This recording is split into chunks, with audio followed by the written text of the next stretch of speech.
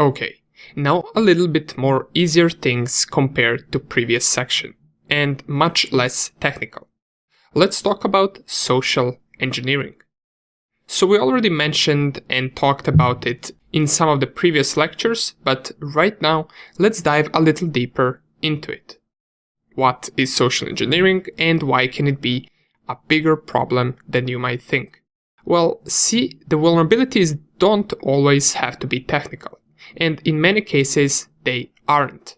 Sometimes hackers can use social engineering in order to get what they want.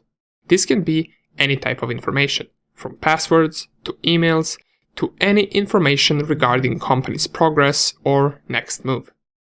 All of this can both be technical and not. See, we already saw an example of a phishing vulnerability. We ran some tool which created a fake web page for us that looks exactly the same as the real one, and if the person that we sent the fake web page to didn't pay much attention to it, they wouldn't notice it being fake and they would input their credentials there and we would have their username and password. But besides sending fake web pages, the attacker can also send fake emails. The attacker can spoof the email to look like it's coming from someone that the target might know. Perhaps attacker makes it so it appears as if the email is coming from one of the employee's boss.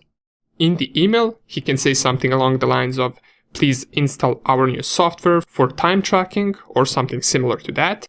And if you don't double check whether the email is indeed from the boss, then you might end up installing some malicious software and running it on your machine. Now, I know most of this stuff sounds like it's impossible to fall for, but trust me, hackers are really good at making them look as legit as possible.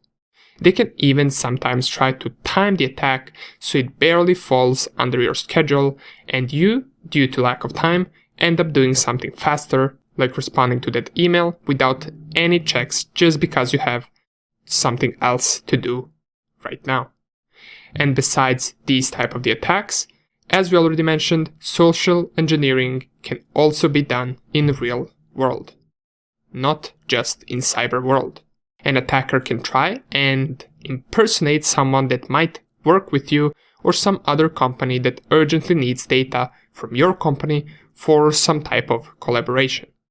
These type of attacks can be limitless, since with enough preparation an attacker can make them almost perfect. Social engineering attacks usually include one person, but in larger attacks multiple people can be planning and pulling out a social engineering attack. So these would be some of the most common types of social engineering attacks. We already mentioned the fake website phishing page. We'll mention again how to spot the differences and what additional checks you can take in order to not fall for this type of the attack. Besides that, we also got a fake email spoofing. This one is even more trickier, as it might not ask you to submit any type of information and you might not think too much of it. It could be just a smaller setup for a bigger social engineering attack later on. We will also take a look at demonstration of this attack, and we will see how hackers can really send those fake emails or spoofed emails. And last but not least, social engineering can be just a simple phone call. An attacker can call you and ask you to provide some remote access password for your work machine because your company is going through some quote-unquote security checks on employees' machines. All of these have happened thousands of times before.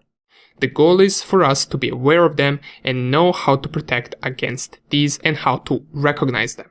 That is the most important part, to recognize these attacks.